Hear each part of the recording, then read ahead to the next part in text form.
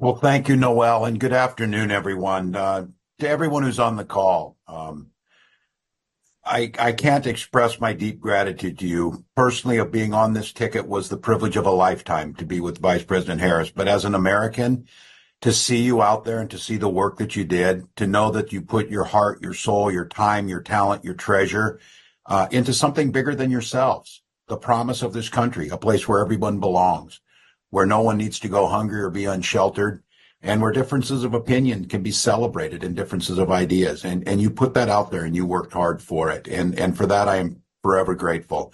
I also recognize the emotions you're going through. And I share those with you. As the vice president often says, we weren't running against something, we were running for something. And to watch the joy, the vision, the compassion, the decency that the vice president brought to this, and that each and every one of you reflected every place we went, the caring and the sense of joy. I know it's incredibly disappointing now, and look, candidly, it's a bit scary because there's a very different vision that's being put out there. But now more than ever, we need the light to shine through.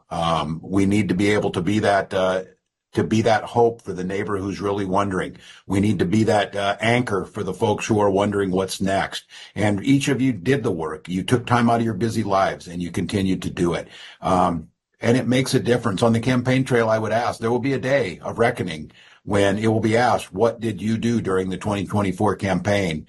Well, I know the people on this call can say everything they possibly could. And for that, as an American, I'm incredibly grateful. And I mentioned that just yesterday, the product of the things the vice president fought for and the things that she got done. We had the final pot of money from the American Rescue Plan that we were able to put $5 million here in Minnesota into food assistance for hungry families during this holiday season.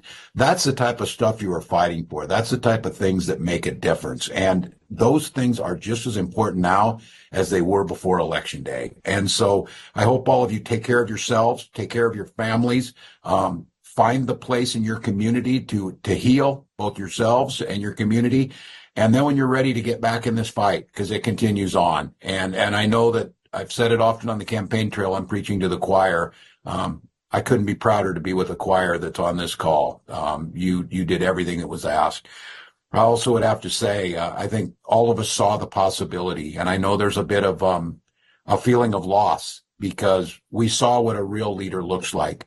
We watched a speech on the ellipse the week before the election where Vice President Harris delivered on the best of America.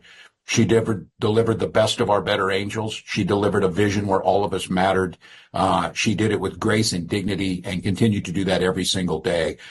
She is still in this fight. She is doing it every single day. She is not done with her current job, and she's not done being part of it with all of you. And as I said, personally, it was a privilege to be on this ticket. It was a personal privilege to be able to become friends with an incredible leader, with someone who was willing to take on some of the toughest fights and continues to do so. And I would just ask all of you to join me in welcoming our Vice President, Kamala Harris.